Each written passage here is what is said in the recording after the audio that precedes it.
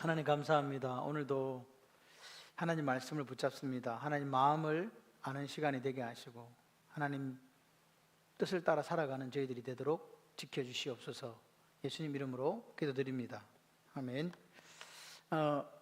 여기 지금 제가 다시 한번 적어놨는데요. 마태복음 구성, 그 다음에 세례요한과 예수님과의 관계. 그러니까 우리가 성경을 이렇게 읽으면 그 사복음 있죠. 사복음 마태, 마가, 누가, 요한복음에는 사건들이 기록되어 있어요. 근데 그 사건들이 그러니까 다 정확하게 예를 들어서 시간별로 구성되어 있지는 않아요. 그럼에도 불구하고 시간대로 나와 있어요. 대부분이 맞아요. 그래서 그런 걸 보면서 읽으면서 요 사건이 딱 걸리면 요 사건은 예를 들어서 보세요. 요한복음에 세례요한이 그 광야에서 외치고 있다. 그러면 예수님은 지금 무슨 기간이다? 아직까지 전면 나서지 않은 준비 기간이다. 이렇게 딱 보면 돼요. 그리고 세례요한이 감옥에 잡혔더니 예수님 그때부터 사역을 시작하세요. 완전히. 그럼 이건 인기 기간이구나. 그 예수님 세례요한이 죽었네. 헤로디아의 관계에서 죽게 되잖아요. 그러면 그때부터 예수님은 마지막 1년 순환의 해가 시작되는 거예요. 그러니까 그 사건을 보면서 세례요한의 사건을 보면서 예수님의 이정표를 따라가면 돼요. 왜? 세례요한은 반드시 누구보다 예수님보다 6개월 앞서고 있거든요. 그 행적이 6개월씩 앞서가요. 그러니까 6개월 앞서가니까 항상 예수님 뒤따라가는구나. 그래서 이 순환의 해 같은 해에 예수님과 세례요한이 같이 죽음을 당하게 된다. 이렇게 보시면 돼요. 그렇게 보면서 이렇게 읽어보면요, 마태복음이라든지 마태, 마가, 누가, 요한 그것들이 새롭게 다가와요. 그냥 우리가 따로 이렇게 따로따로 보게 되면은 이게 뭐야, 그냥 한 사건만 우리가 볼 수 있는데 전체적인 그림을 보게 되면 다 알 수 있잖아요. 그죠? 그래서 요거를 1장은 보세요. 1장은 우리가 알다시피 1장은 그거잖아요. 족보 탄생. 1장은 서론에 해당돼요. 2장이 뭐냐? 애굽 피난 갔죠. 유학이에요, 유학이. 그 다음 3장부터 4장 11절까지가 이제 세 가지 사건이 나와요. 그림 보면 뭐가 나와요? 세례요한, 여기다 세례요한 나오죠. 예수님 세례, 예수님 시험. 그러니까 세례요한의 설교와 예수님의 세례와 예수님의 시험이 여기에 있는 거예요. 준비해. 그게 4장 11절까지예요. 그럼 4장 12절부터 뭐냐? 요때가 딱 보면 누구냐? 지금 세례에 잡혔다는 소리가 마태복음 1부에 나와요. 그럴 때 예수님 그때부터 이제 갈릴리 사역을 시작하는 거예요. 그전에는 어디 살았냐니까 여기 나사렛에 살았어요. 근데 인기의 해에는 어디 사시냐니까 가버나움에 가서 살아요. 왜 나사렛에서 가버나움으로 가셨나요? 혹시 아세요? 기억나세요? 그러니까 왜 예수님이 그냥 원래 갈릴리 동네에 나사렛이나 가버나움이나 그거가 그건데 왜 그렇게 옮기셨을까 동네를? 아니요, 나사렛 사람들이 낭떠러지 밀쳐 죽이려고 그랬잖아요. 자기 마을에서 그래서 예수님 여기서 고향에서 선지자가 대접받는 경우가 없지.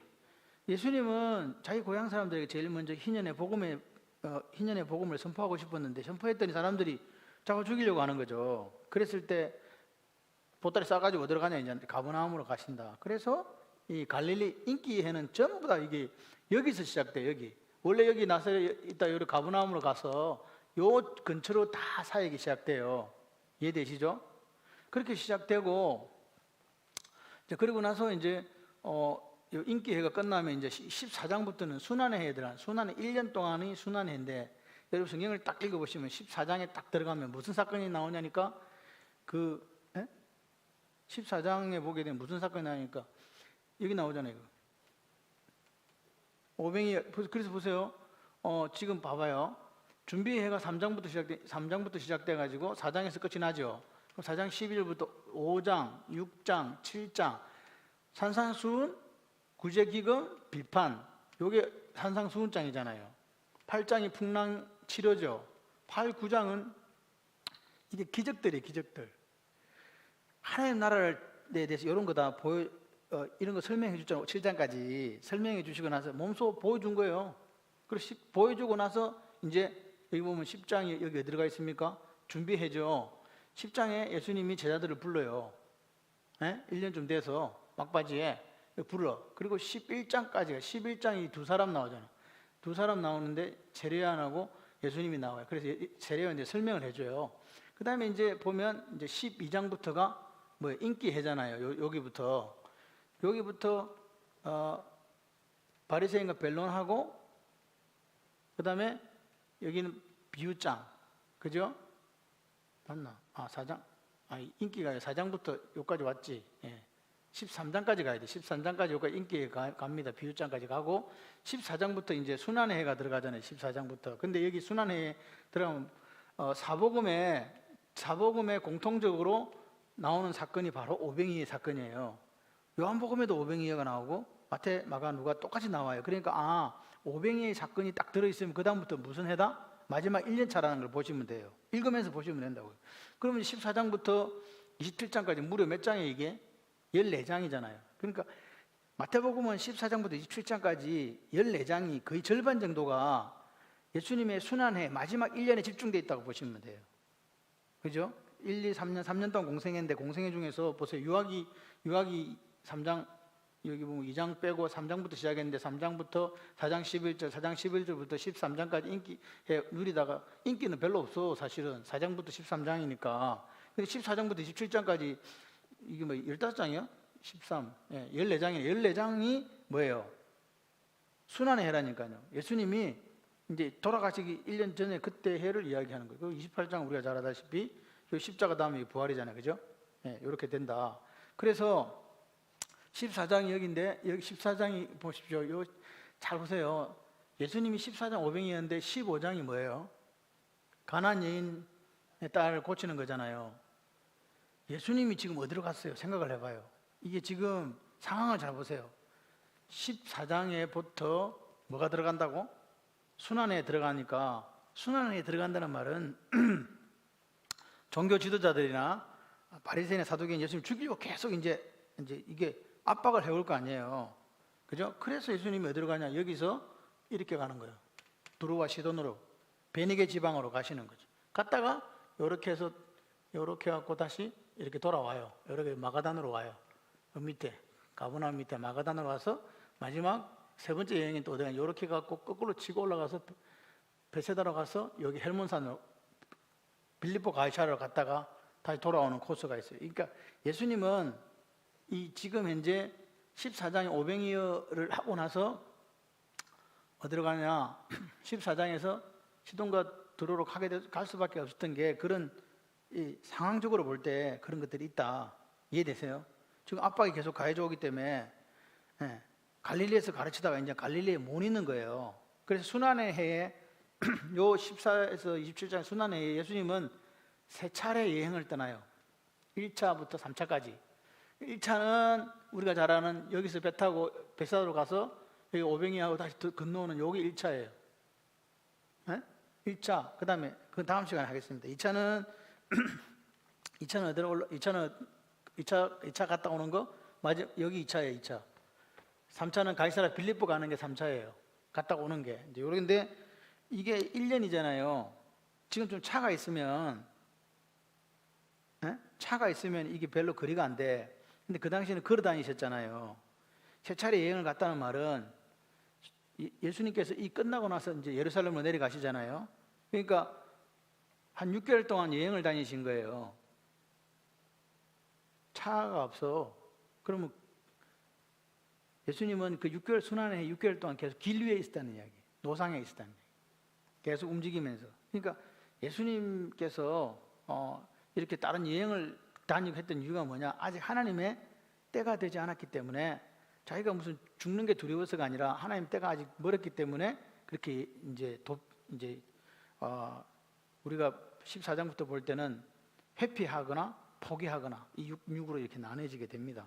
그래서 우리가 이제 요걸 보면서 세례 요한이 요단강에서 세례 주고 있을 때 예수님은 준비한다. 그래서 예수님의 사역은요 실제적으로 요 당시에는 나사렛이 집이었지만 요단강가에 가 계셨어요. 가서 누구 만나요? 예수님의 제자들을 만나 6명의 제자들을 만난다고 이야기했죠. 그리고 이제 갈릴리로 올라와요. 올라오면 이 사람들도 다 갈릴리 사람들이니까 세례 요한 따라다니는 안드레와 베드레, 야고보, 요한, 빌립, 바돌로메가 다 이쪽 동네 사람이잖아요. 저들도 올라올 거 아니에요. 세례 요한은 그 당시 온 이스라엘에서 사람들이 와서 세례 받으러 왔어요. 회개하라, 천국 가까웠다. 어떻게 해야 되는데? 회개하고 제사함 받고 금식해라. 그래서 모든 사람들이 금식을 하게 돼요.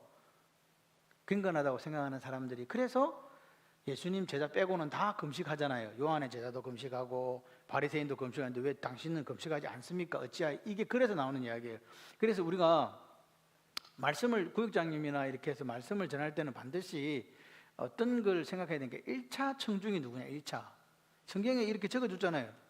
1차 청중이 누구냐, 그리고 그 당시의 시대적 배경이나 배경사를 알지 못하면 이게 엉망이 되는 거예요. 우리나라 방식으로 해석하면 안 돼요. 예를 들어서 우리는 백합화가 무슨 색깔이에요?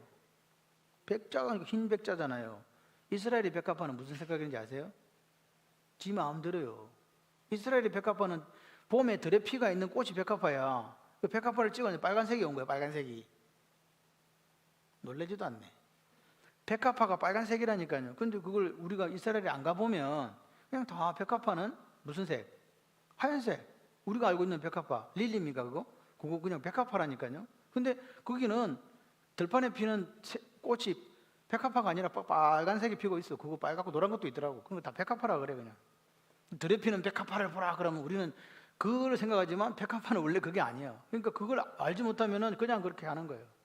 이런 것들이 1차 청중들에게, 그리고 그쪽에 있는 생활이나 문화, 습관들을 이해하는 게 필요하다.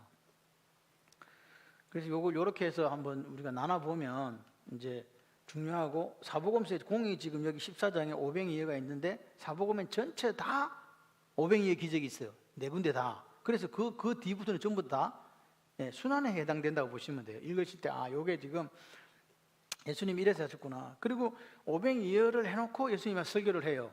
나는 무슨 떡이다? 생명의 떡이다. 자, 그러면 질문을 해봐요.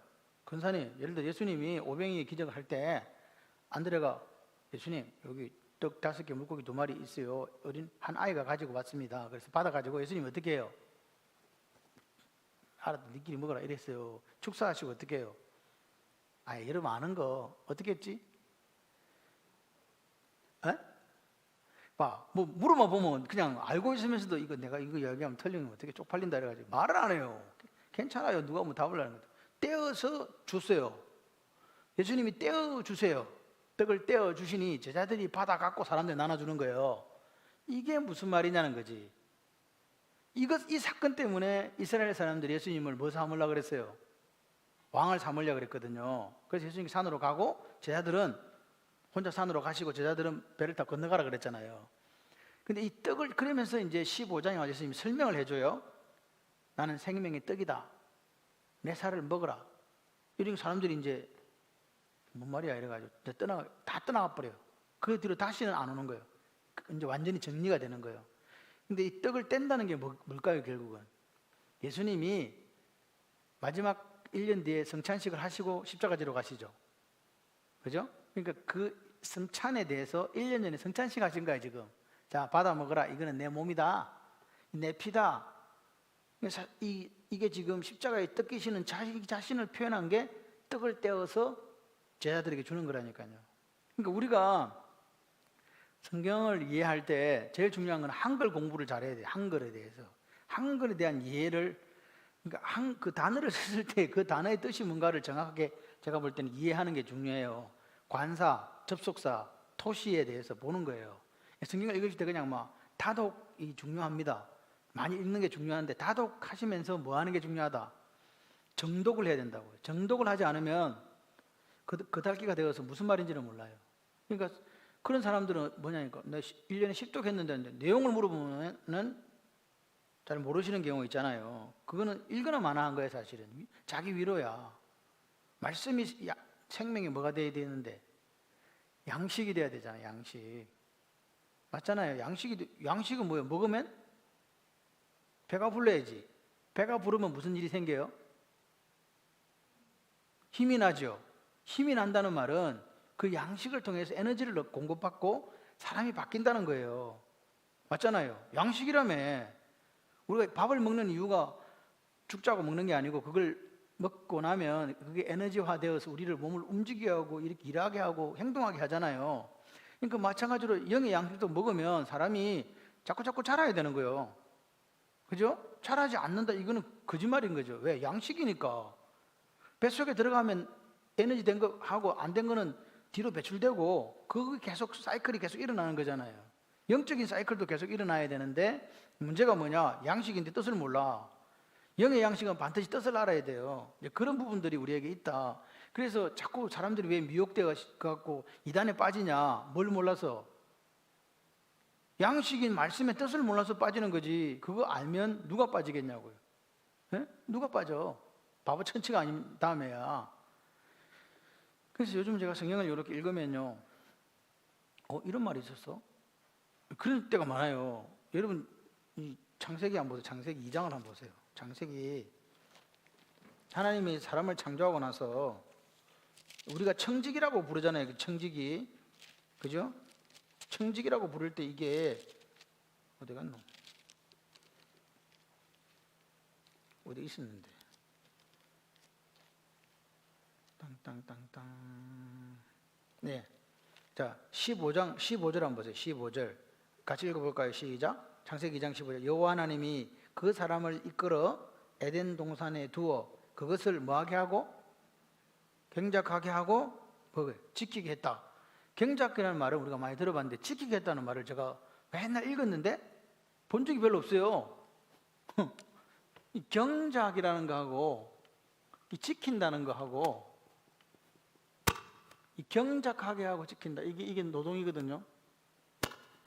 이거 두 개 합치면 이게 뭐예요? 우리가 왜 청직이라 여기 나온 거예요. 여기서 청직이 우리 게 아니고 하나님이 우리에게 뭐 맡겼다? 관리 맡겼다. 관리. 그게 뭐예요? 경작하고 지킨다는 데서 나온 거예요. 지킨다는 거는 눈을 보고 지키는 게 아니라 관리한다는 거거든요. 근데 어떻게 관리한다가 경작하면서 관리하는 거예요. 농사 지으면서 일하면서. 응? 그래서 이런 것들을 보면서 우리가 놓치는 단어들이 있다. 그래서 여러분들은 마음에 그냥 내가 하나님 말씀을 다 몰라도 읽은 부분에 대해서 놓치지 말자. 그죠? 안 놓쳐야 그게 삶이 돼요. 그래서 이게 이제 이렇게 지금 마태복음이 우리에게 지금 전해지고 있고, 오늘 요즘에 제가 새벽에 지금 그 마태복음 7장에 대해서 하고 있거든요. 그래서 제가 저번에 더 자세한 것을 알고 싶으면 새벽에 오십시오. 그렇게 이야기했죠. 새벽 기도 안 하잖아요, 여러분들이. 근데 축하할 일이 하나 있어요. 지난주에 제가 우리 이모 집사를 보고 작심 며칠이라 그랬어? 작심 2일이라 그랬잖아. 근데 작심 3일 됐다? 이거 진짜 할렐루야예요. 왜 여러분들 비웃어요? 그러니까 내가 작심 3일도 되는구나. 사람도 된다. 이제 그런 생각을 해요. 아니 제가 이렇게 생각을 해요. 사람이 피곤하지 않은 분은 없어요. 누가 안 피곤하겠어.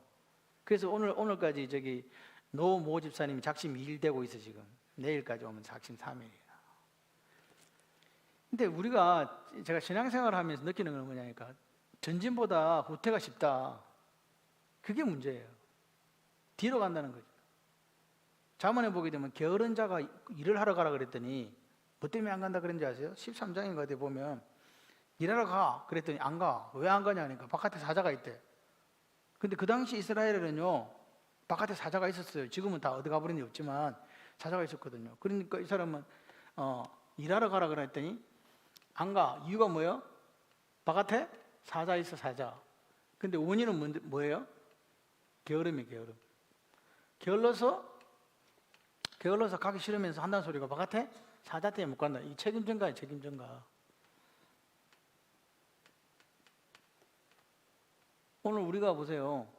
예수를 믿으면서 요즘에 제가 이제 설교를 이렇게 하면서도 그 설교가 항상 이렇게 같은 게 아니에요. 제가 봐도 그 우리 사모가 요즘 이야기해요. 요즘엔 조금 이렇게 그 뭐라 해야지 녹여갖고 인간이 좀 이렇게 목회를 오래 하더니 조금 그런 게 있다면서 밥을 하면 있잖아요. 밥을 하면은 왜 이게 뭐가 들어야 돼?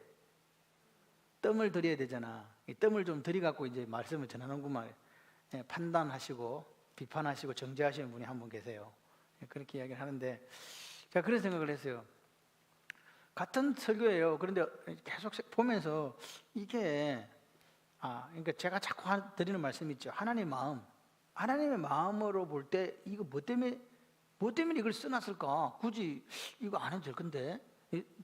하나님께서 말씀을 우리에게 주신 데는 분명한 이유가 있다는 거죠. 근데 우리가 다 알지 못해서, 하나님 마음 다 알지 못해서 문제가 생기는 거예요. 7장에도 우리가 그 예수님께서 마지막 장면에 주여 주여 하는 자마다 다 천국에 들어갈 것이 아니요. 보세요. 이 주라는 말, 이게 퀴리오스거든요. 그럼 우리가 주여 불렀다는 말은 성경에는 분명하게 성령의 역사가 없이는 주라고 할 수 없다 그랬죠. 처음 듣는 이야기예요. 성령의 역사가 없으면 절대로 예수님을 주님이라고 부르지 못한다 그랬어요. 다시 말해서 주라고 불렀다고 하는 것은 이 요한복음 1장 12절에 영접했다는 거예요. 예? 영접했으니까 주라고 부르지. 그런데 주님이 뭐라고? 주여 주여 하는 자마다 다 천국에 못 들어간다 그랬어요. 그러면 주여 주여 부른 사람 중에서 우리 이런 의심을 해봐야 돼요. 그럼 내가 주여 불렀는데 그러면 이 말은, 예수님의 이 말은 행위로 구원받는다는 말씀입니까? 또 물어야 되잖아요. 그죠? 네가 내보고 예수 믿으면 그냥 영접하면 하나님 자녀 된다고 천국 간다고 이야기했잖아. 1장 12절에 그래 놓고서 주여 주여 맨날 부르고 있는데 왜 내보고 못 들어가냐 하냐고. 그러면 뭐 다른 걸 내한테 요구하는 거야 지금? 행동하라고, 행위로 살아내라고 요구하는 거야? 물어봐야 되잖아요. 이런 의미로 주님이 말씀하셨냐? 아니다 이 말이에요. 보세요. 영접도 했어. 주님도 불러. 그런데 더 중요한 사실은 마태복음 7장에 보게 되면 선지자 노릇도 했네. 귀신도 권능도 행했네. 이 행함이거든요. 이 행함. 행함이잖아요. 그러면 이거는 목사 케이스라고 봅시다. 목회자. 그럼 성도들은요. 충성, 헌신, 봉사. 이거 내가 주여 부르고 충성도 하고 헌신도 하고 같은 뜻인데 이렇게 했어. 그죠? 내가 볼 때 나를 보니까 내가 이렇게 했다는 거예요. 평생을 살면서. 근데 주님이 뭐라고 해요? 다. 그럼 한다는 이야기가 하나님 뜻대로 이렇게 하나님 뜻을 이야기했어요. 하나님 뜻대로 행하는 자가 천국에 들어간다. 그럼 행한다는 거는 똑같잖아요. 그럼 그럼 이 사람도 주를 불렀고 행했고, 이 사람도 주를 부르고 행했어. 근데 어떤 사람은 들어가고 어떤 사람은 못 들어가. 분명히 영접하면 하나님 자녀 된다 그랬는데, 그럼 뭔가 이게 지금 꼬였다는 거잖아요. 그죠? 영접을 했는데, 영접하는 순간에는 영접을 했는지 모르지만 그 다음부터의 상황이 그 예수님이 내 인생의 주인이 아니었다는 거예요. 이게 무슨 일들로 인해서. 다시 말해서 예수를 처음에 믿을 때는 순수했다니까. 그죠? 그런데 중간에 뭔가가 지금 뭐가 잘못돼가지고 이게 중간에 이런 일도 큰 일도 했는데 문제가 생긴 거지. 무슨 문제가 생겼냐? 지금 하나님의 뜻이라고 하는 것은요, 기초를 이야기하는 기초, 파운데이션, 기초를 이야기하는 거예요. 기초가 뭐냐는 거예요. 네가 주여 부르고, 선지자 노릇하고 귀신도 쫓아내고 권능도 행하고 충성 봉사 헌신했는데 당신이 그것을 하는 기초가 무엇입니까? 항상 기억하고 있습니까? 물어보는 거예요. 그 기초가 뭐가 돼야 된다고? 내 뜻이 아닌 하나님의 뜻이 돼야 된다고. 그래서 이게 하나님의 뜻이라는 것은요, 다시 말해서 마음의 부분이에요. 마음. 하나님의 뜻을 아는 것은 내 마음을 나도 하나님 마음과 일치시킨다는 말이거든요. 그죠? 그러니까 하나님과 일치되어 있는 마음을 갖고 주여 부르고 하나님 마음과 일치되어 있는 그 갖고 선지자 노릇도 목사 노릇도 하고 축사, 축기, 그 다음에 치유 이런 거 했어야 된다 이 말이에요. 그런데 이 사람은 목사를 평생을 했는데 뭐가 잘못돼 갖고 이 기초가 지금 잘못돼 가지고 이걸로 안 하는 거예요 지금. 근데 문제는 뭐냐? 많은 사람들이 속는데 다 뭐에 속는다? 그 집에 속는다는 거예요. 이 집이라는 것은 요즘에 뭐예요? 화려한 교회당, 그리고 화려한 사역, 저 교회가 뭐 하는가, 그런 것을 우리가 혹하잖아요. 야, 저 교회 좋은 교회다. 근데 문제가 뭐냐니까 여기에 있는 이 마음, 기초, 이게 어디 있는지는 사람은 볼 수가 없다는 게 문제예요. 왜 못 보냐? 집을 지어놓고 나면 기초가 안 보이거든. 그죠? 집을 지을 때는 알아요. 예를 들어서 안근사님하고 저하고 뭘 하나 짓기로 해서, 그러면 예를 들어서 뭐 농사를 짓더라도 뭐 거름 뿌리고 뭐 다 둘이가 아는 거죠. 그죠? 근데 그거 한 사람만 알아. 이번에 우리가 그 밑에 저기 토마토 이런 거 심어놓고 문제가 뭐였냐? 첫 번째 밑거름을 한다는 걸 몰랐어요. 땅을 왜 농부들이 다 뒤집어 가지고 봄에 뭐 그거 하잖아요. 거름도 줘놓고 뭐 퇴비도 뿌리고 똥도 갖다 붓고 막 옛날에는 그랬어.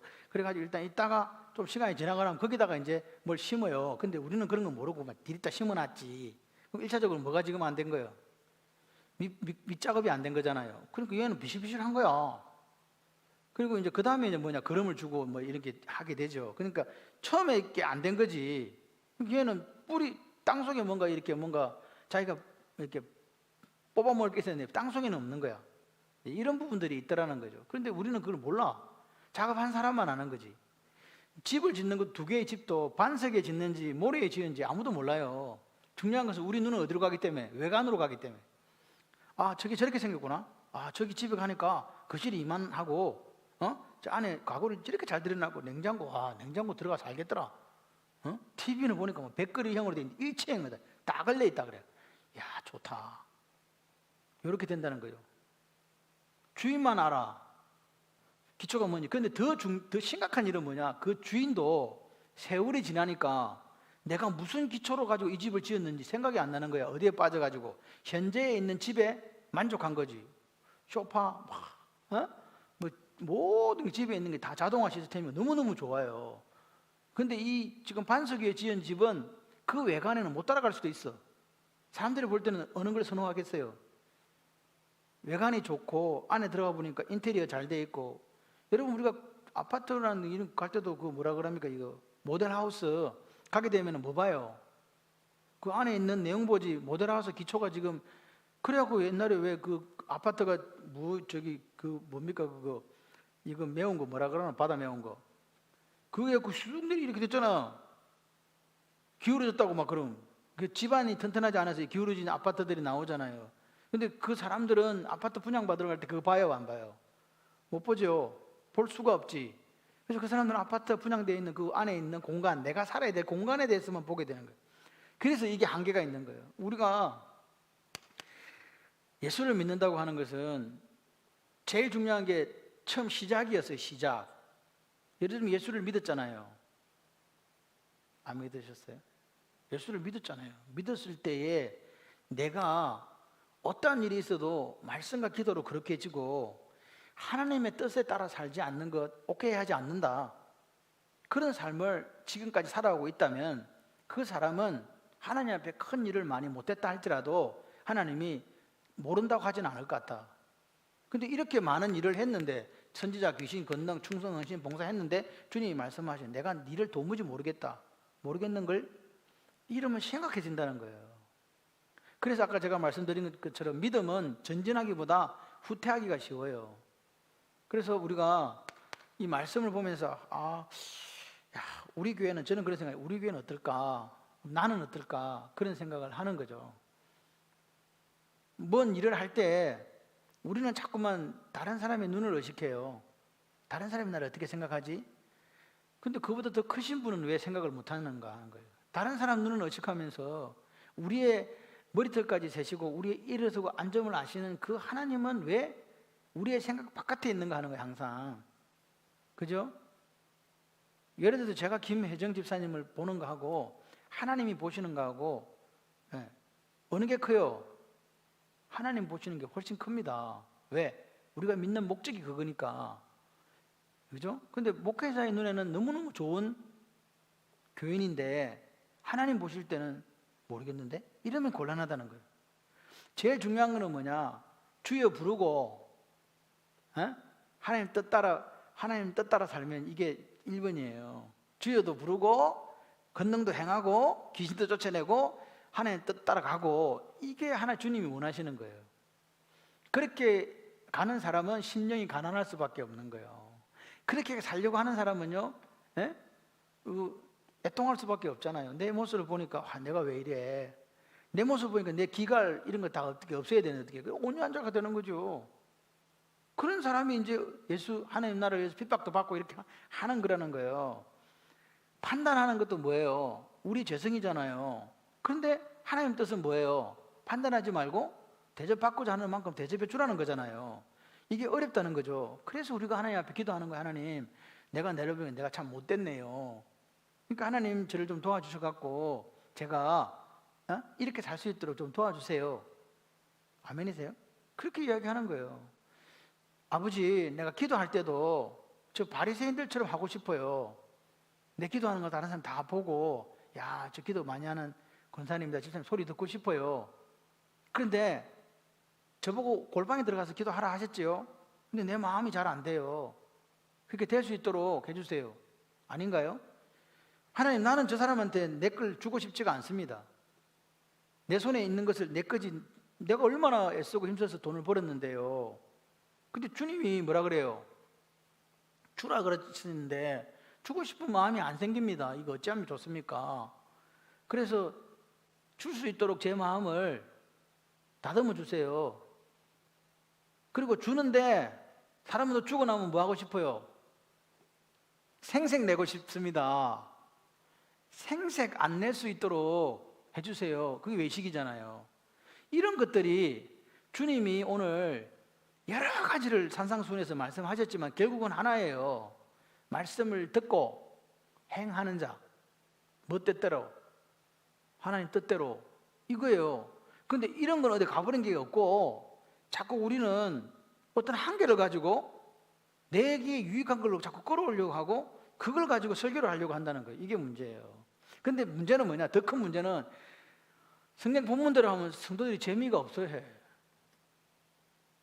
내한테 유익한 걸 이야기해줘야 좋은데 하나님 말씀대로 하니까 내하고 이게 부딪히거든. 그래서 그 설교가 듣기 싫은 거예요. 그래서 사욕을 쫓으려고 자기 길을 간지럽히게 하는, 간지러주는 그런 교회를 찾고 그런 목사를 찾는 거예요. 성경이 그렇게 했잖아요. 사욕을 따르는, 내 사욕을 지지해주는, 내 욕심을 지지해주는 그런 교회를 찾아간다는 거예요. 그게 세상, 그게 넓은 문이라고 얘기해요. 넓은 문이라고. 근데 나도 넓은 문으로 가고 싶어. 그게 우리 본성이에요. 목사님 저도 넓은 문으로 가고 싶다니까요. 근데 어떻게 이게 넓은 문으로 안 가고 잡아갖고 좁은 문으로 갈 거냐는 거예요. 못 간다는 거죠. 그래서 구하고 자꾸 두드리는 거예요. 사실 우리 구하고 자꾸 두드리는 게 맨날 아버지 돈 아시죠? 맨날 하는 게 건강 아시죠? 뭐 자식 새끼 어쩌고 저쩌고 뭐 이런 거밖에 없다는 거죠. 정작 중요한 건 우리가 하나님 뜻대로 사는 것에 대해서 얼마나 구하냐는 거죠. 네? 이런 부분을 놓고 우리가 심각하게 고민하고 기도해야 된다. 왜? 여기 앉아있는 분이 다 이쁘고 아름답게 보여도 다 똑같다는 거예요. 죄성을 가진 거는 어쩔 수가 없어. 약간의 차이가 있을 뿐이지 다 똑같아. 도토리 키재기 하는지 다 똑같다는 거예요. 우리는 착한 게 아니라 다 죄인이라니까. 죄성을 가진 그런 부분을 가지고 좀 우리가 겸손해질 필요가 있다. 그런데 이런 설교는 인기가 없다. 제가 그걸 압니다. 그래서 저도 그런 유혹에 빠져요. 제가 어떻게 하면 여러분의 마음을 시원케 해드리는지를 알아요. 어떤 설교하면 오늘 설교 은혜로웠다 하는 그 설교를 안다고. 그러니까 우리 어떤 분이 그래요. 왜 목사님은 맨날 우리를 뭐라 하지? 그렇게 하시는 분도 옛날에 있었어요. 지금은 그런 분이 없더라. 옛날에는 맨날 뭐라 한대. 맨날 뭐라 하진 않아요. 내 마음에 그렇게 들리는 거야. 잘못 살고 있다는 것처럼 들리고 왜 그렇게 사냐는 것처럼 들리고 그렇게 들리는 거죠. 근데 어찌 보면 그 설교가 나를 찌르는 그 설교가 나를 살리는 설교일 수 있습니다. 물론 어떤 때는 그게 막 상처받는 수도 있겠지만 근데 그것이 하나님의 음성으로 들려질 때 은혜가 있는 거예요. 근데 성경에는요 그런 것도 있지만 복에 대해서 우리에게 말씀해 주시는 부분이 많아요.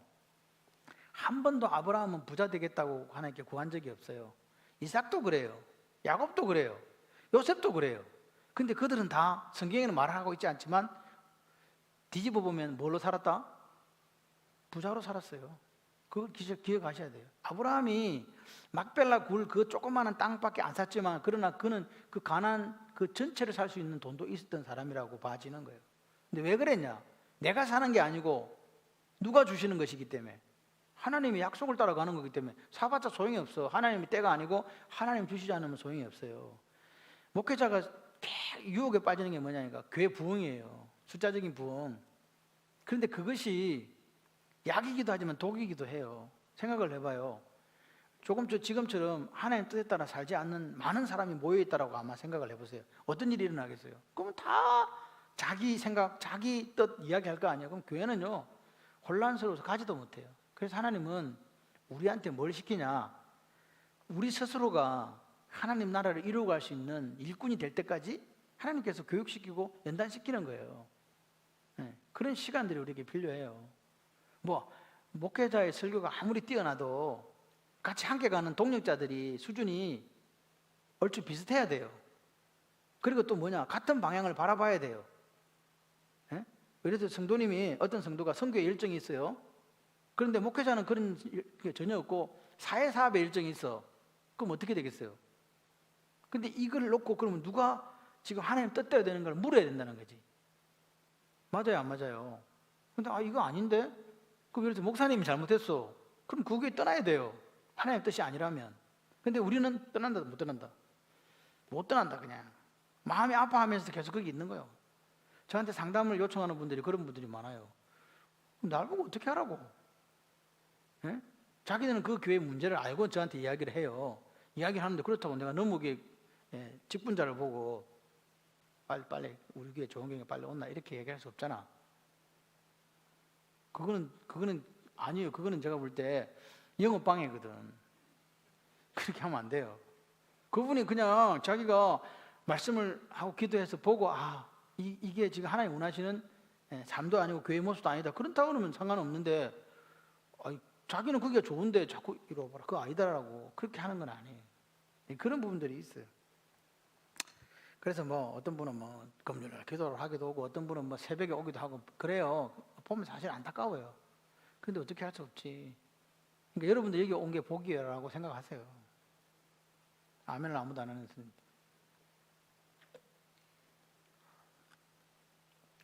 오늘 12장이죠. 마태복음 12장 한번 펴보세요. 12장에는 보시면 1절부터 3절까지 몇 표시를 해보세요. 이게 지금 중요해요. 왜 중요하냐면 12장 때문에 결국 이제 예수님이 그 유대인들로부터 이게 타겟이 되고 그리고 이제 죽임을 당할 수밖에 없는 그런 방향으로 흘러가는 거예요. 읽어보세요. 시작.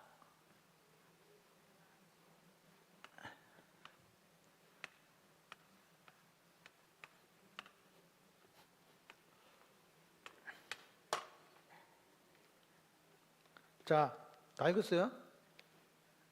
자, 보세요. 녹색 형광펜으로 안식일에 밀밭 사이로 가실새. 그 다음에 빨간색 형광펜으로 이삭을 잘라 먹으니. 2절에 첫째, 둘째, 당신의 제자들이 안식일에 하지 못할 일을 하나이다. 3절에 녹색으로 다윗이 자기와 그 함께한 자들이 시장할 때 한 일. 그 다음에 7절에 삼지창 하시고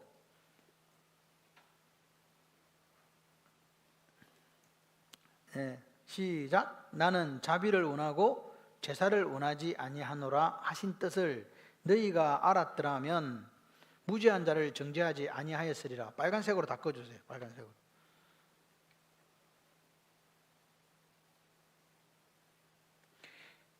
우리가 이 지도를 이렇게 보실 때 이렇게 지금 돼 있잖아요. 그러면 이렇게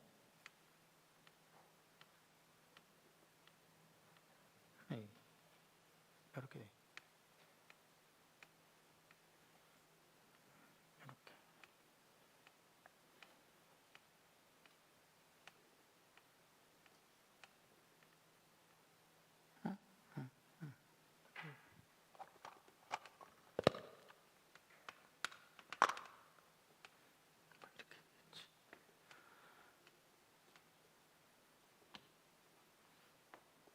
이 정도 예루살렘 여기인가? 이쪽에 있나? 여기.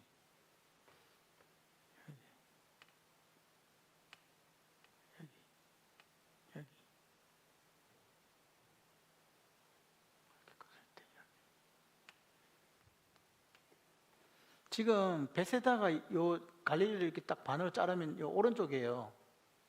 에? 여기가 지금 요 갈릴리 지방. 그러니까 전통적으로 이렇게 갈릴리 지방, 그다음에 여기 사마리아 지방, 좀 더 요 정도 되겠네. 유대. 네. 얼마 밑에가 유대 지방이라고. 유대 지방. 맞은편에 베레아 지방이거든요. 베레아. 요 위가 어디예요? 데가볼리라 그랬죠. 여기가 데가볼리가 아니다. 이것이 좀 그림이 좀 이상하다. 데가볼리가 조금 밑인데.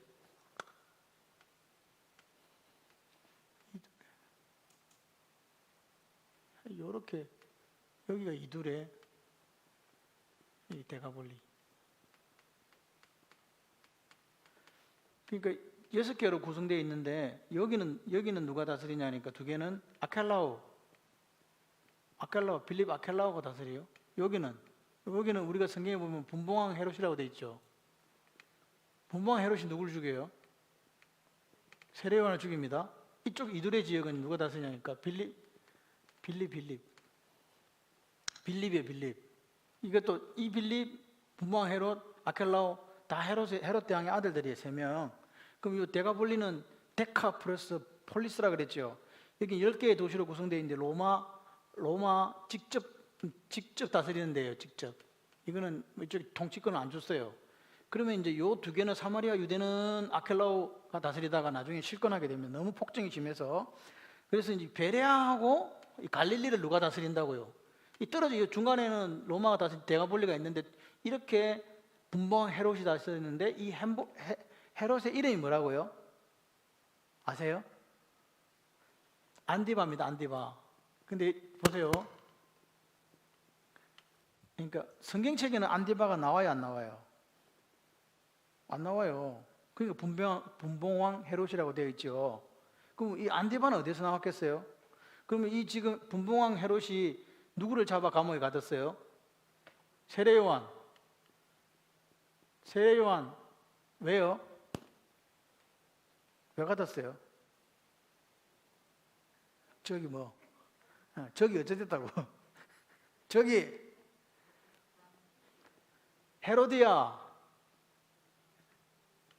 헤로디아하고 세례요한이 이게 누구냐니까 형님의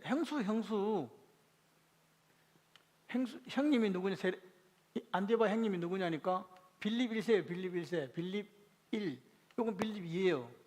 배달은 형제예요. 근데 이렇게 둘이가 결혼했단 말이에요. 로마에 살았거든. 로마에 가보니까 너무 이뻐. 그래서 안디바가 이렇게 같이 살자. 그래가지고 같이 사는데 이 딸이 하나 있어요. 이름 뭐게?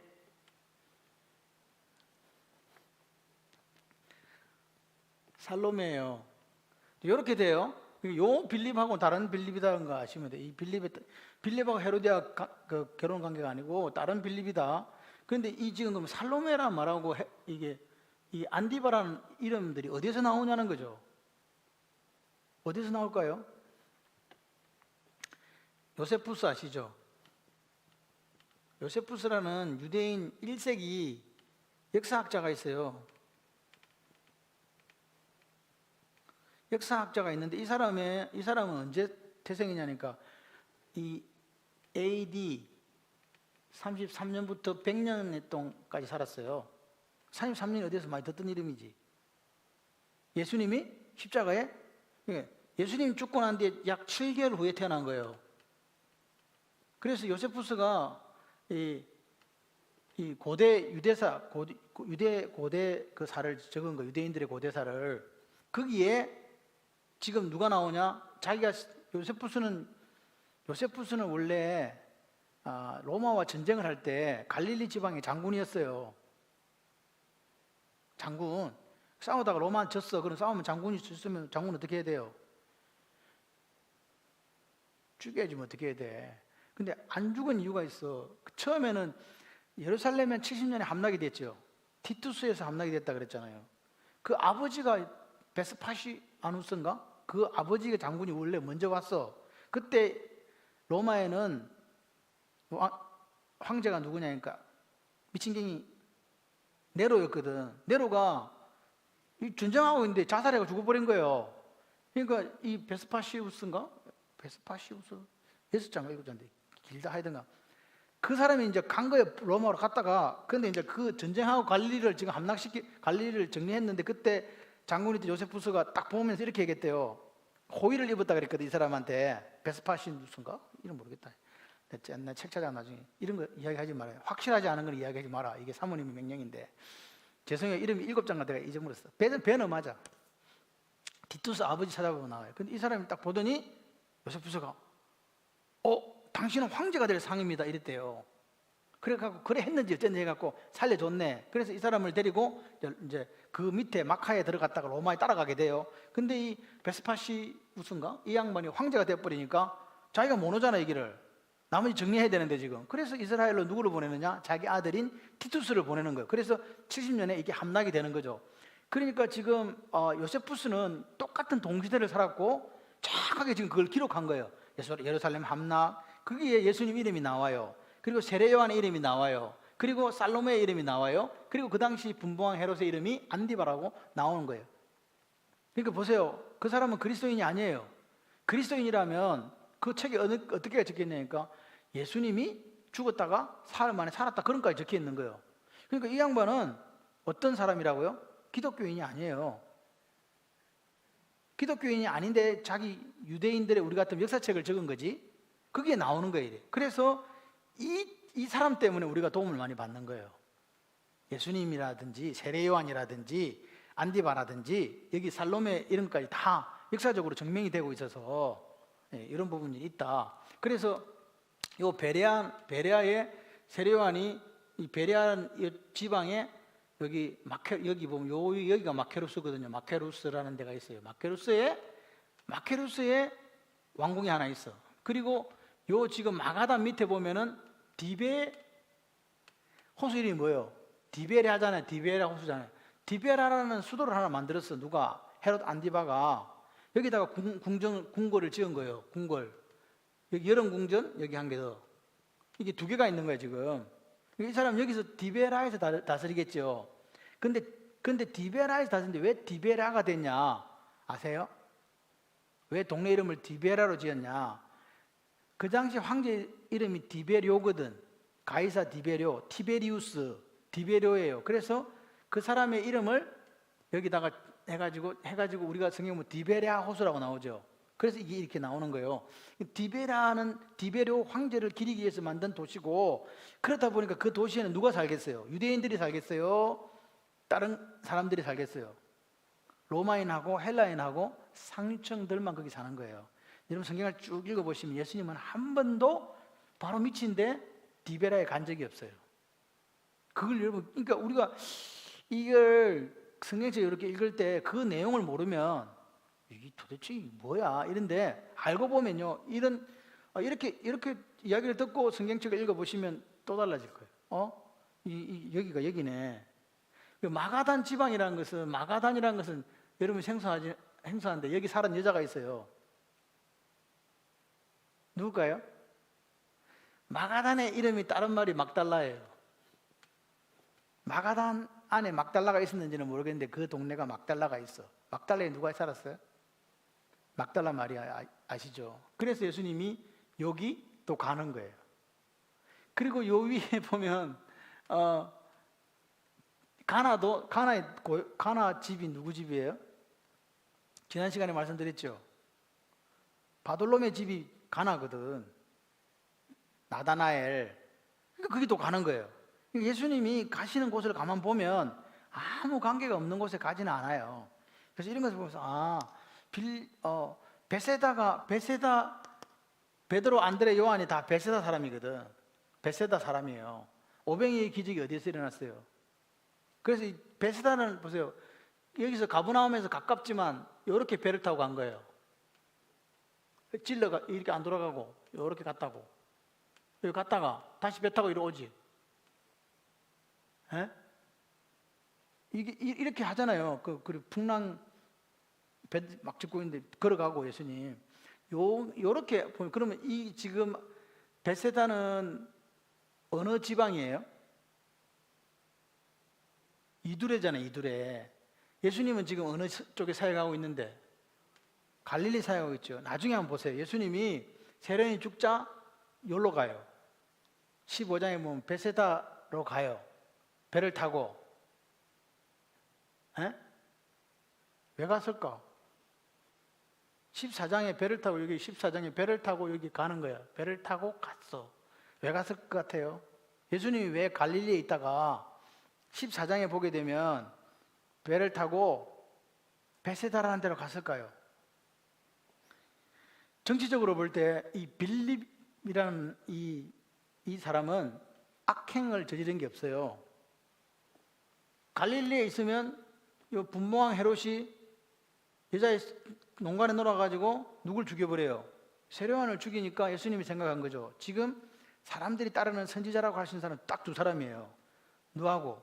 나하고 세례요한하고. 근데 세례요한을 이유 없이 불륜 저지른다고 잘못됐다고 말한 세례요한을 죽였다는 거죠. 죽이게 되니까 예수님도 어떻게 해요? 그래서 갈릴리에서 물러나는 거예요. 어디로? 이 지방이 아닌 요 지방으로, 이두레로. 그래서 이두레로 가시는 거예요. 그 1차 여행이 이거라니까. 배 타고 가서 오병이에 기적하고 다시 오는 거예요. 그리고 또 논쟁에 휩쓸려요. 그리고 다시 또 가요. 그러니까 계속 예수님은 피난길에 올라. 누구 때문에? 여기 보시면 바리새인과 서기관과 사두개인들 때문에 계속 피난길로 올라가요. 첫 번째는 안식일 이제 논쟁, 오늘 우리가 하자는 안식일 논쟁 때문에, 장로 전통 때문에 그래요. 나중에 보면 그 다음에 한 가지는 표적 때문에 그러고. 오늘은 보시면 예수님을 죽이려고 하는 결정적인 게 이제 나오는 게 바로 이거예요. 안식일.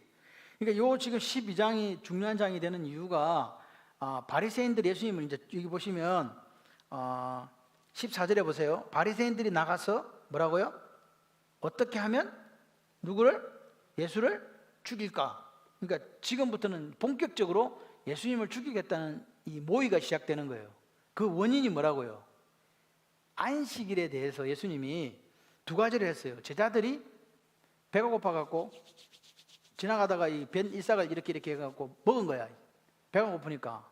그래서 바리새인들이 뭐라 그랬어요? 안식일날 뭐 하면 안 되는데 이게 일인 거야. 손에 비벼갖고 이게 얼마나, 그러니까 나는 이런 생각하는 거지. 몇 번을 비벼야 될까? 그런 생각 안 해봐요. 몇 번을 비벼야 일이 되고, 그 사람들은 그렇게 되니까 몇 발자국을 가면 되고 그 안에는 일이 아니고 그렇게 정했거든요. 그러니까 이걸 몇 번 비볐을까? 그것도 사실 궁금해. 힘이 센 누구는 한 두 번만 까먹었을 건데, 좀 비리비리한 거는 한 10번 비벼야 될까 말까 하잖아요. 그러면 이게 일이 되는 거지. 한 3번은 일이 안 되고 이러지. 제 생각입니다. 이런 수가 있다. 그리고 또 한 가지가 뭐냐니까 요 밑에 10절에 10절부터 12절까지 몇 표시 해보세요. 예. 시작. 한쪽 손 마른 사람이 있는지라. 사람들이 예수를 고발하려, 이게 목적이 있다는 거죠. 고발하려 하여. 같이 읽어주세요. 물어 이르되 안식일에 뱀 고치는 것이 옳으니까. 예수께서 이르시되 너희 중에 어떤 사람이 양 한 마리가 있어 안식일에 구덩이가 빠졌으면 끌어내지 않겠느냐? 사람이 양보다 얼마나 귀하냐? 더 귀하냐? 그러므로 안식일에 선을 행하는 것이 옳으니라 하시고, 노란색 형광펜으로 한쪽 손 마른 사람 하셨어요. 형광펜. 그 다음 밑에 그 밑에 줄에 안식일에 뱀 고치는 것이 옳으니까. 그 다음에 양 한 마리가 예수께서 11절에 예수께서 양 한 마리가 있어 안식일에 구덩이에 빠졌으면 끌어내지 않겠느냐. 그 다음에 그 밑에 안식일에 선을 행하는 것이 옳으니라. 자 보세요. 이제 두 가지 일이 일어났어요. 12장에 보니까 이게 바리새인 변론이잖아요. 이 장이 두 가지였어요. 한 가지가 뭐예요? 왜 당신의 제자들은 안식일에 일을 하지 말아 일을 합니까? 이거고, 또 한 가지는 한쪽 손이 말랐다. 이 말은 한쪽 손을 쓸 수 없는 이런 사람이라는 거예요. 그죠? 그런 사람을 예수님이 고쳤다 안 고쳤다? 근데 예수님이 고치려고 그랬어요. 저것들이 데리고 왔어요. 잘 보셔야 돼요. 고발하려고 그렇게 한 거예요. 지금 고발하려고 그 사람을 데려다 놓고 예수님 안식일에 병 고치는 것이 옳습니까? 안식일에 병 고치면 된다 안 된다? 안 되거든요. 고치라 그런 거예요. 근데 더 웃기는 거는 나중에 이제 이야기가 나오지만 이 전통, 관습, 그러니까 사람의 전통이라고 유전, 그죠? 그 말 나오죠. 유전을 따라, 전통을 따라. 그것에 거기에 이 사람들이 이제 한 개씩 추가를 해요. 율법을. 그래서 그게 몇 가지가 됐냐니까 613가지가 된 거예요. 법을 지키는 다 613가지를 지키게 돼 있어요. 근데 여기 보시면 안식일 날에 양이 구덩이에 빠졌다. 끌어올려야 된다, 안 끌어올려야 된다? 끌어올려도 돼야 안 돼요, 지금? 된다고 돼 있잖아요. 아이 참네. 끌어내지 않겠냐면 너희들 끌어내지 그 말이거든. 그러니까 양이 내 재산이거든. 소나 양이 구덩이에 빠져서 그럼 죽잖아 이게. 그러니까 그러면 원래대로 하려고 그러면 안식일을 못 끌어내니까 그 다음날 와서 끌어내야 되잖아. 근데 그날 끌어낸다는 거예요. 이건 괜찮다는 거예요. 그런데 뭐는 안 돼? 병은 고치면 안 돼. 이렇게 안 된다. 예수님 보니까 이거 말이 돼요? 어때요? 말이 돼요, 안 돼요? 그러니까 이게 이 전통이라는 게 나중에 이제 14장의 전통에 대해서 전통을 지키려고 하면서 하나님 말씀을 어긴다 이렇게 예수님께서 말씀하세요. 그래서 이 말씀과 전통의 중간, 전통을 중요했던 사람들은 바리새인이에요. 그래서 요거 지금 고치면 안 되는 거야. 그리고 이게 또 마찬가지예요. 안식일에 이삭 잘라 먹으면 안 되는 거예요. 자기들의 입장에서는 일이라고 생각한 거죠. 근데 예수님이 그래서 뭐라고 이야기하니까 하나님은 뭘 원하고 나는 뭘 원하고? 옆에 그것도 메모합시다. 나는 자비를 원하고 제사를 원치 않습니다. 이 말의 뜻이 뭐냐? 율법의 근본 정신인 사랑을 버리고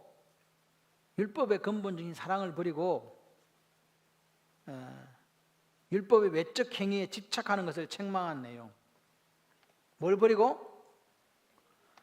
봐봐요. 사랑하면 어떻게 해야 돼요? 그 사람들이 하나님은 사랑이시라는 말을 정확하게 이해했더라면 이웃이 괴로움당하고 힘들어할 때 그 힘듦을 우리가 해결해 줘야 되는 게 맞잖아요. 근데 이 사람들은 그 하나님이 사랑이시라는 이 말을 이해 못한 거예요. 나를 사랑하고 내 계명을 지키는데 천대가 은혜를 베푼다 할 때 이 사랑에 대해서 몰랐어. 그들은 하나님을 사랑하는 방법이 뭘 지키는 건데? 법을 지키는 거라고 생각한 거예요. 그리고 그 법을 잘 지키다 보니까 플러스 알파를 한 거지. 이해되세요? 근본 정신은 뭔데? 마음인데 오늘도 마찬가지예요. 이 사람들은요 법으로 보면 나무랄 게 없는 사람들이에요. 그런데 문제가 뭐예요? 뭐가 빠져버렸어요? 안고 없는 찐빵이 된 거예요. 뭐가 빠졌어요? 사랑인데 그 사랑이 결국 마음이잖아요. 그러니까 오늘 우리도 마찬가지예요. 신앙생활을 하는데 행위로서는 흠잡을 그 없는 분들이 보여요. 그런데 그 주님께서 주여 주여 하는 자마다 다 천국에 들어갈 것이 아니요 다만 하늘에 계신 내 아버지 뜻대로 행하는 자라야 들어가리라. 이 말에 대해서 이해했냐 그 말이에요. 우리가. 그죠? 그 부분을 갖다가 우리가 심각하게 고민해 봐야 돼요. 우리 우스갯소리로 그러잖아요. 어느 목사님이 소천하셔가지고 천국에 갔더니 장로님도 가고 집사님도 가고 갔어. 장로님이 먼저 갔겠지. 왔나 이렇게 목사님이 왔네. 예수님이 갑자기 신발도 안 신고 막 뛰어오는 거야. 벗은 발로 막 좋아가지고 막. 그 옆에 있는 장로님이 이야기했대요. 아니 저 땅에 살 때도 목사님하고 우리하고 이렇게 좀 그랬는데 천국에 갔더니 천국도 그러더니 왜 이러냐고 도대체. 천국은 뭐 이런 겁니까? 그랬더니 예수님이 뭐라고 말씀하셨다고요? 천국이 생긴 이래로 목사가 오기 처음이다. 얼마나 내가 기쁘겠냐. 이게 우스갯소리 같아요. 진짜 같아요. 이런 일이 생길 수 있다니까요. 이거는 목사에 대한 이야기가 아니에요. 우리가 그리스도인이라고 하면서 정작 우리의 영원한 나라에 대한 생각이 없으면 그거 가고 싶지 않고 이 땅에서 그냥 잘 먹고 잘 살고 끝날 거 아니에요. 영원한 나라가 있다 그래도, 영생한다고 이야기해도, 영혼은 불멸한다고 이야기해도 안 믿는 그리스도인이 있을 수 있는 거잖아요. 그냥 이 땅에서 계속 땅에다 쌓는 거야 그냥. 예수를 믿든지 말든지 나는 하여간 막 큰 차가 있어야 되고 큰 집이 있어야 되고 돈이 많아야 되고 막 다 세상적인 게 다 누려야 된다고 생각하잖아요.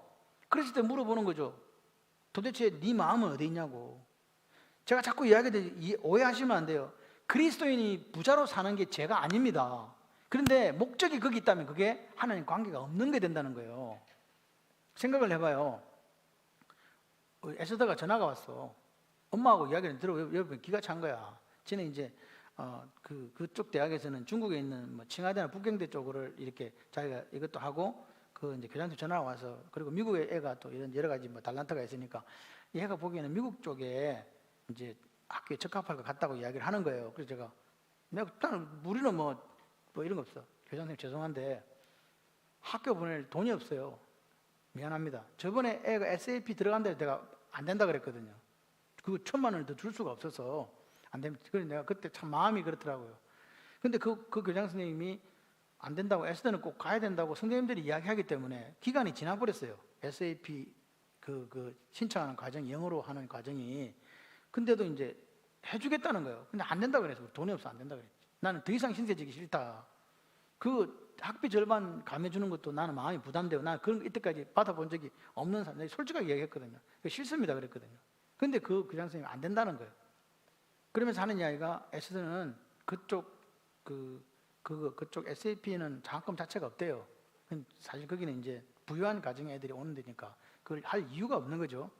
왜냐하면 기본의 학비를 내고 나머지 더 플러스 돈을 1,000만 원씩 더 내고 그 공부하는 특별 가정이니까. 그래서 이제 그렇게 해서 또 갔어요. 갔는데 그럼 저한테는 계속 이게 빚이잖아요. 이번에 또 연락이 온 거예요. 우리는 이야기했거든. 행편이 안 되니까 어쨌든 중국에 있는 대학을 좀 갖췄으면 좋겠다. 그렇게 이야기했더니 이제 오빠들하고, 저하고는 우리하고는 말이 안 통해요. 다른 우리한테 뭐라 하거든요. 저 오빠들하고 이야기를 쭉 하더니 이제 좀 마음이 좀 그리 됐나 봐요. 그런데 이제 또 선생님 전화, 교장 선생님 전화 온 거예요. 제가 그 이야기 했거든요. 우리 아이는 이렇게밖에 안 됩니다. 그랬더니 자기가 또 전화가 온 거예요. 이 에스더는 그렇기 때문에 자기들이 미국의 이제 그 학교에 자기들이 거기에 있으니까 다 알아보겠다. 풀 장학금을 받을 수 있는 데가 있는지. 그래서 에스더가 그쪽 갈 수 있으면 보내겠습니다 그런 거예요. 내 딸인데 지가 보낸다는 거예요. 이게 진짜. 그래서 제가 그렇게까지 이야기를 하는데 할 말이 없잖아요. 그걸 알아보고 그렇게 해서 보내겠다 그래서. 그래 이번에 이제 에스더가 연락이 온 거예요. 엄마, 지가 또 저 학교에서 이제 11학년이니까 벌써 이제 끝나고 7월달에 끝나니까 바로 지금 3학년이 된 거거든요. 우리 집에 재산이 없으면 장학금을 더 많이 준대 이렇게 된 거야. 재산이 없으면.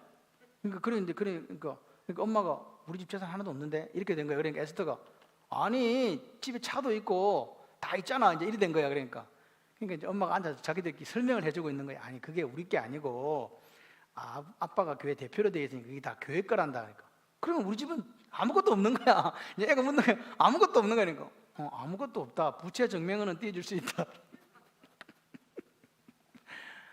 부채 증명은 뗄 수 있는데 아무것도 없다. 그렇게 하니까 우리 딸은 너무 좋아하는 거예요. 장학금 많이 받을 수 있겠다고. 이게 좋아할 일인지 제가 볼 때 그거는 잘 모르겠는데 그 말을 듣고 한쪽으로는 좀 씁쓸하긴 해요.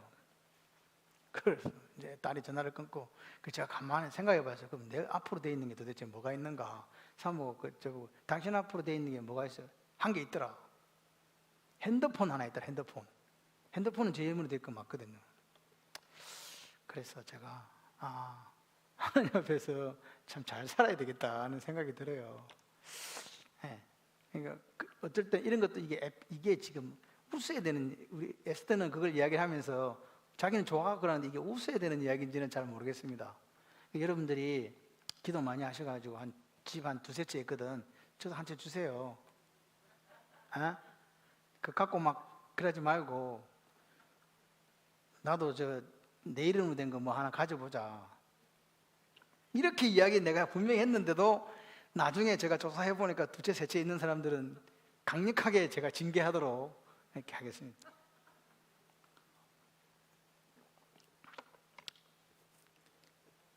우리 교장 선생님한테 제가 그랬어요. 나는 목사로서는 가난하지 않다. 나는 목사로서는 가난하지 않는데 아버지로서는 가난하더라. 그렇게 이야기하는 자기가 무슨 말인지 알아요. 그래서 이랍니다. 저보고 교장 선생님 그래요. 목사님 그런데 저하고 이런 통화하는 데는 교장 선생님, 목사님밖에 없어요. 그래요. 아무도 자기한테 교장 선생님 전화 안 온대. 전화하는 사람도 없고 상담 받으려면은 이거 번호표 갖고 받아야 된대요. 저는 시시때때로 전화하거든요. 자기도 전화하고. 그러면서 자기가 이래요. 목사님 그러면 영혼을 잘 살리세요.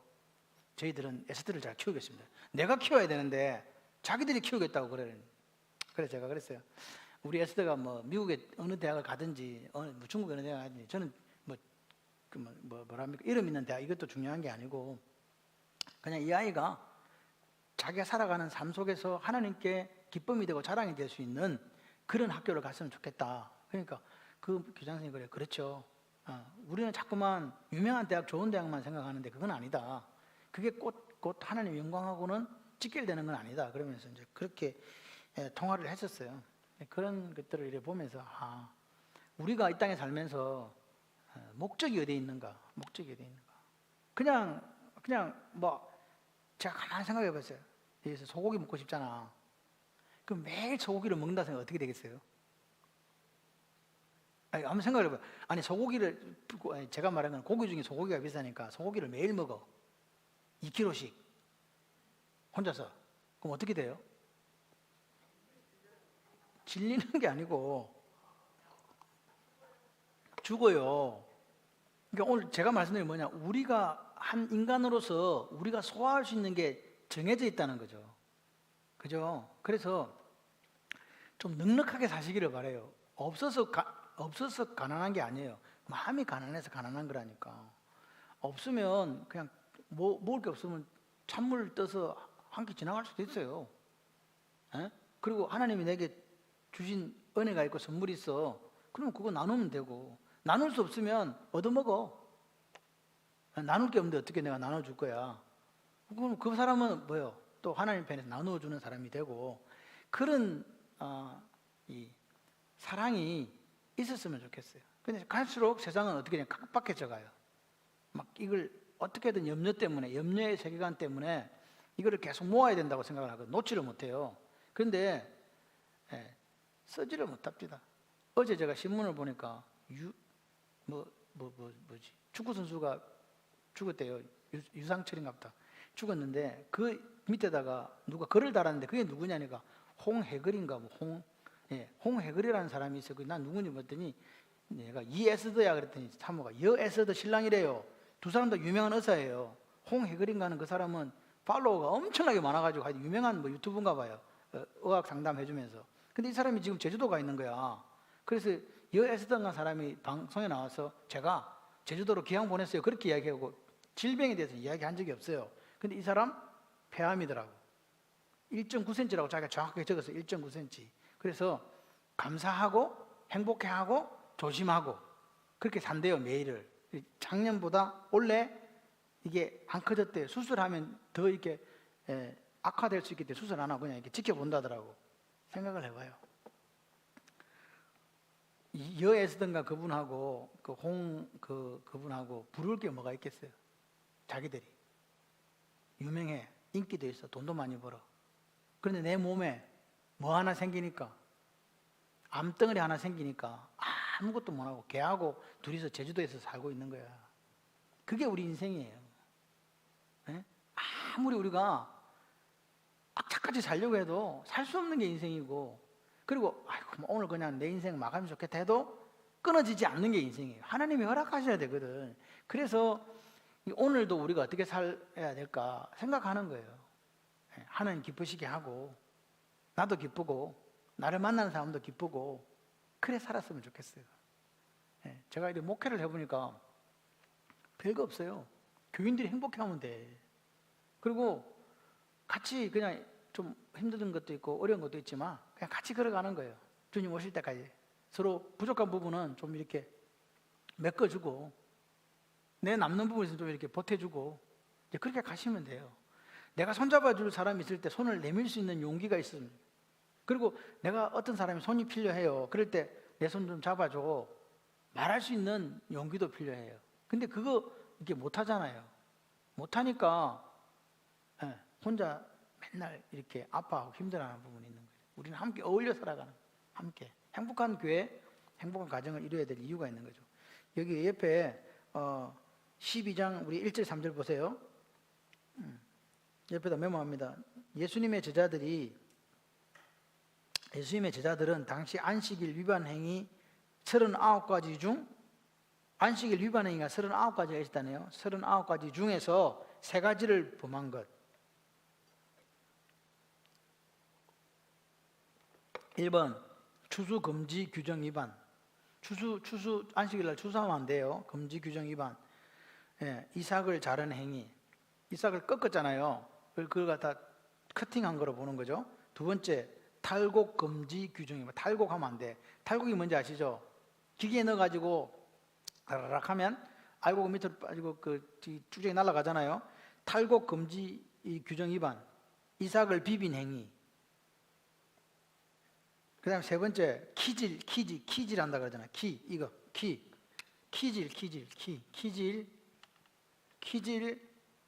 금지 규정 위반. 왜냐? 이거 비벼갖고 후 불었잖아. 결을 분 행위 이거 비비고 이거 이삭을 뚝 불러갖고 이거 이삭 잘랐고 그 다음에 이삭을 비벼갖고 불었다는 거지. 그리고 알곡 남았을 거 아니에요. 그 3가지에 걸린 거예요. 말이 돼요, 안 돼요? 그래서 주님이 이야기하는 거죠. 다윗이 뭐 먹었어 그때 안식일날? 배가 고파갖고 제사장들은 먹는 진설병을 먹었다. 몰랐냐?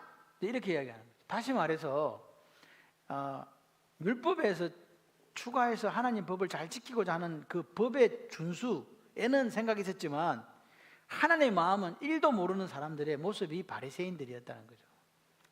오늘도 우리도 그럴 수 있다. 그래서 여기 보시면 이제 2번째가 뭐냐? 안식일에 한쪽 손 마른 사람. 그래서 밑에 보십시오. 14절에 바리새인들이 나가서 어떻게 하여 예수를 죽일까 의논하더라. 그때부터 예수를 직접적으로 죽이는 이제 작전이 시작되었다고 보시면 돼요. 그 다음에 20절 3지창 하시고 상한 갈대를 시작. 상한 갈대를 꺾지 아니하시며 꺼져가는 심지를 끄지 아니하시기를 심판하여 이길 때까지 하리니. 빨간 행방펜으로 꺼주시고요. 요거는 여러분 제가 성경책 읽을 때 한 칸 이렇게 들여쓰기 한 거 있죠. 이거 보면 보라 돼 있잖아요. 보라. 그것부터 밑에까지 어디에요? 요 21절까지가 다 들여쓰기 돼 있죠. 들여쓰기가 뭐 한 거라고 제가 말씀드렸어요. 기억나세요 혹시? 이거 구약에서 예언한 거 있는 거 신약에서 지금 성취되는 걸 이야기하는 거예요. 그러니까 이것도 모르고 평생 살다가 죽는 그리스도인들도 있어요. 왜? 안 가르쳐 주니까 모르지. 여기 어디 거냐? 이거는 어디에 성취냐 하면은 이사야 42장 1절에 4절의 성취예요. 옆에 18옆에다 이렇게 적어 놓으세요. 성취, 그럼 가로 열고 이사야 42장 1절로 4절. 예수님이 사용하신 그런 표시들은 다 구약에 있는 것이 신약에 성취됐다는 것을 다른 성경에도 마찬가지 신약 성경을 잘 보시면 이 말이 구약에 있다. 그게 어디냐? 이사야 42장 1절로 4절 말씀이에요. 자, 그래서 옆에다가 예수님은 어떤 분? 예수님은 어떤 분이신가? 1번 상한 갈대를 꺾지 않는 분. 상한 갈대를 꺾지 않는 분. 방갈로 1번 갈대는 쉽게 상함. 방갈로 2번 갈대가 상하게 되면 모두에게 버림받음. 갈대의 특징이 그렇다네요. 이게 쉽게 이렇게 좀 문제가 있나 봐요. 그 다음에 방갈로 3번 예수님 자신을 의지하는 성도들을 버리지 않으심. 예수님은 자신을 의지하는 성도들을 버리지 않으심. 2번, 큰 2번, 꺼져가는 심지를 끄지 않으시는 분. 꺼져가는 심지, 꺼지 않는다. 방갈로 1번, 기름이 소모되어 빛을 잃어가는 심지를 말함. 옛날 혹시 살던 분들은 아시는데, 요 기름 넣어가지고 하얀 그게다가 여기 기름 줄 달려가지고 요 심지 나와 있는 거 이렇게 물 붙이는 거 기억나세요? 혹시 옛날에? 그런 것도 있고, 왜 집에 보면은 이렇게 나무로 이렇게 기대가 거기 호롱불, 우리나라 호롱불하고 거의 비슷해요. 네, 그거. 두 번째, 불꽃 없이 불티만 남아 연기가 남. 그거 기름 없으면 연기 확 올라오잖아요. 불꽃 없이 불티만 남아 연기가 남. 방갈로 3번, 예수님은 큰 빛을 발할 수 있도록 성령의 기름을 부어 주심. 예수님은 큰 빛을 발할 수 있도록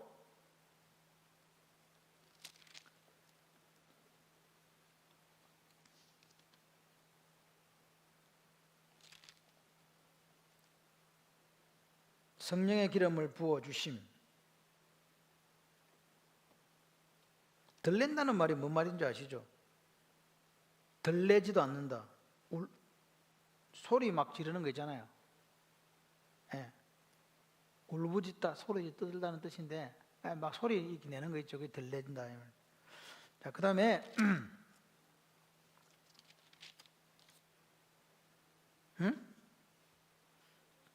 35절 3지창 시작. 선한 사람은 그 쌓은 선에서 선한 것을 내고 악한 사람은 그 쌓은 것에서 악한 것을 내느니라. 예, 그 빨간 걸 행방편으로 칠해 주세요. 지금 이게 계속 똑같은 이야기를 지금 주님이 하시는 거예요. 자, 좋은 성도는 어떻게 알 수 있나? 옆에 보면 좋은 성도는 어떻게 알 수 있나? 좋은 성도는 어떻게 알 수 있나?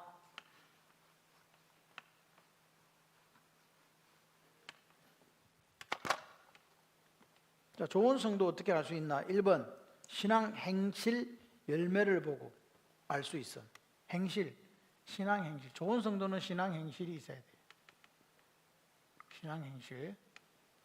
그다음에 두 번째가 아니야. 그 화살표 해가지고 선한 사람은 선한 것을 냄. 안에 있는 게 바깥으로 나오는 거예요. 근데 보세요. 안에 있는 게 바깥으로 나오기 때문에 그 바깥에 나오는 것이 열매인데, 근데 열매만 있어도 사실 안 되는데, 이건 나중에 이야기하고. 자, 선한 사람은 선한 것을 냄. 괄호 열고 관용, 봉사, 충성 등 괄호 닫고. 여러분, 진국이 무슨 말인지 진국 아시죠? 2번 진국 성도. 진국 성도. 진국 성도 있다. 진국 성도는 시간이 흐를수록 진국 맛을 냄. 진국 성도 아시죠? 진국. 이 진짜 진국이네 하는 거. 그거 말입니다. 진국 성도는 시간이 흐를수록 진국 맛을 냄.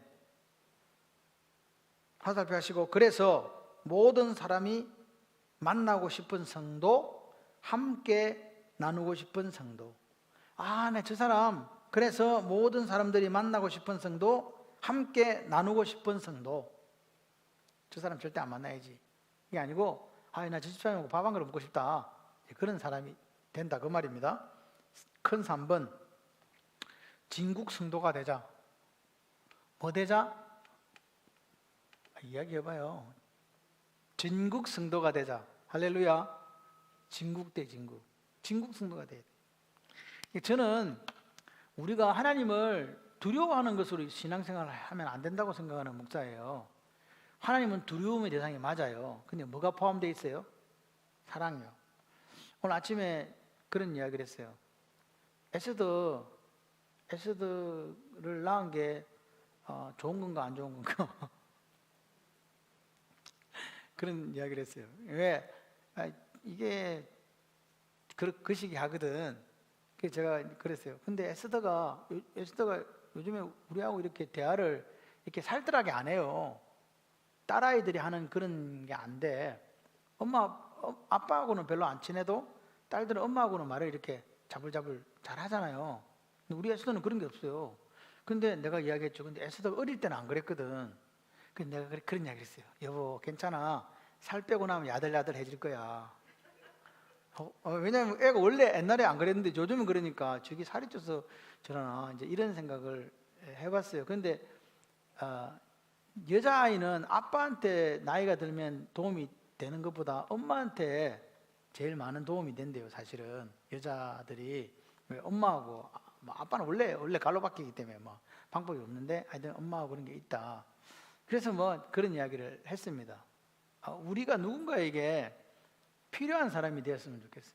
예수 믿는 게 그런 것 같아요. 이 나무 아시죠? 이거 이 뭐예요?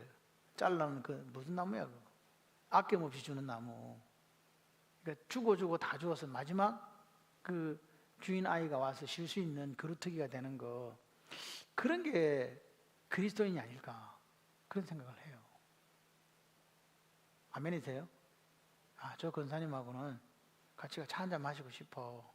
저 집사님하고 그렇게 한번 했으면 좋겠다 하는 그런 사람이 돼야 되는데, 그렇게 되려면 어떻게 해야 된다고요?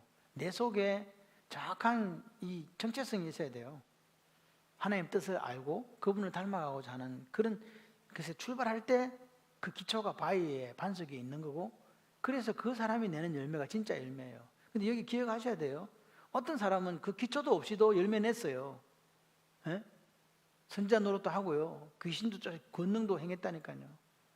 예수를 잘 못 믿는다 해서 부자 안 사는 것도 아니에요. 예수 잘 믿는다 해서 부자로 사는 것도 아니잖아요. 그러니까 결국 그 말은 뭐냐? 가진 것의 유무가 그 사람의 신앙의 척도가 될 수 없고, 가진 것의 유무가 행복의 척도가 되는 것도 아닌 거예요. 저는 진짜 부자예요. 정말 목사로서 부자거든요. 부자라고 생각하며 살아요. 남 아무도 안 부러워요. 어떤 큰 교회 목사님도 부러운 게 없고 아무도 안 부러워. 그러니까 오늘 우리가 하나님 앞에서 부자로 살아야 돼요. 부자로. 자, 그 다음에 밑에 36, 37절 3지장 하시고요. 시작. 내가 너에게 이르노니 사람이 무슨 무익한 말을 하든지 심판날에 이에 대해서 신문을 받으리니. 자, 빨간색으로 사람이 무슨 무익한 말을 하든지 심판날에 이에 신문 받는다. 이제 그거 빨간 걸로 하세요. 자, 옆에다가 적습니다. 말의 중요성. 말의 중요성. 말이 얼마나 중요한가를 우리가 아이들에게도 옛날에 그랬어요. 아이고 부모님들 얼마나 욕을 심하게 했냐니까. 하여튼 경상도 욕은 더 심했어. 애들을 뭐 욕을 하는데 막. 그렇다고 엄마가 뭐 간을 품고 하는 건 아니에요. 그냥 대부분 하는 게 그 욕이었어. 그 이야기 내가 설명해 드리면 여러분 아마 뒤잡아 죽을 거야. 그래서 그거는 내가 방송이기 때문에 말 못해. 자, 말의 중요성 1번. 어떤 무익한 말이라도 심판날에 신문을 받음. 그러니까 말의 중요성이에요. 어떤 무익한 말이라도 뭐 받는다고? 그 말에 대해서 신문 받는다 그 말입니다. 2번. 고로 말의 성공자가 되자. 뭐의 성공자? 말의 성공자가 되자. 반갈로 1번 축복의 말, 반갈로 2번 위로와 격려의 말, 반갈로 3번 칭찬의 말, 반갈로 4번 소망과 비전의 말.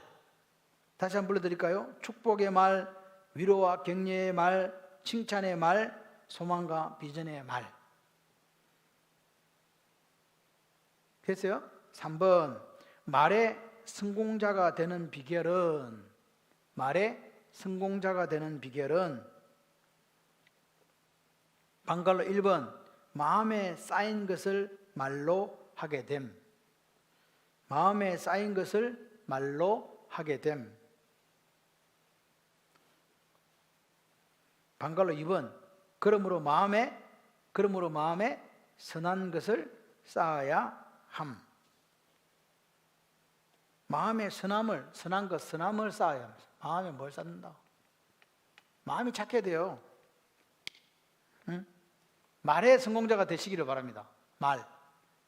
딸아이한테 이야기할 때도 어떻게 해야 된다고? 저주말 퍼부라. 예? 무슨 말? 축복, 위로, 격려, 칭찬, 소망, 비전 이런 말만 하자고요. 이런 말 하기도 하루는 짧다. 아멘이세요? 여러분, 예수를 만났는데 소망이 없고 비전이 없으니 그 가짜예요. 예수를 만나면요, 죽고 싶은 사람도 살아나요. 예수가 그런 분이거든. 예수가 생명이거든. 할렐루야. 그 다음에 43부터 45 별표시 43절로 45절 별표시 오늘 여기까지 우리가 마지막 절까지 해야 12장 나가야 돼요. 자, 시작. 더러운 귀신이 사람에게 나갔을 때 물 없는 곳으로 다니며 시기를 구하되 쉴 곳을 얻지 못하고 이 이르되 내가 나온 내 집으로 돌아가리라 하고 와서 보니 그 집이 비고 청소되고 수리되었거늘 이에 가서 저보다 악한 귀신 7을 데리고 들어가서 그 안에 그 사람의 나중 형편이 전보다 더욱 심하게 되느니라. 이 악한 세대가 또한 이렇게 되리라. 자, 물 없는 곳으로, 야, 빨간색으로 물 없는 곳.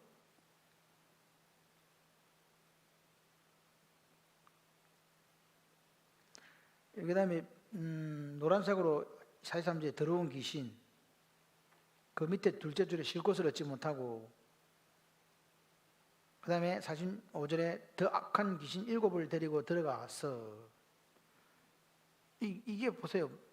마음이 청소가 됐는데 뭐가 없으면 안 된다는 거예요. 이게 마음이 청소가 됐다니까, 정리가 됐어요. 근데 마음은 빈 상태로 안 돼요. 그럼 어떻게 되라는 거예요 지금 마음이? 에? 마음이 뭔가로 채워져야 되잖아요. 뭘로 채워질까요? 옆에 물에 대한 견해는 물.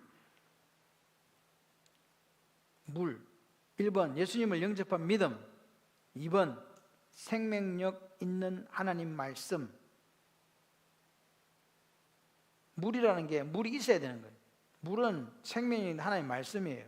다시 말해서 귀신이 나갔다 7귀신을 데리고 못 들어오게 하는 방법은 뭐냐? 하나님 말씀밖에 없는 거예요. 말씀과 기도로 어떻게 된다? 거룩하여지니라. 이해되시죠? 자, 그 다음에 그 귀신이 거하던 집은 이렇게 적어보세요. 귀신이 거하던 집은, 원래 귀신이 거하던 집이었잖아요. 1번 내 마음을 말함. 귀신이 거하던 집이 어디라고? 내 마음의 귀신. 내 마음에 뭐가 거해야 되는데요?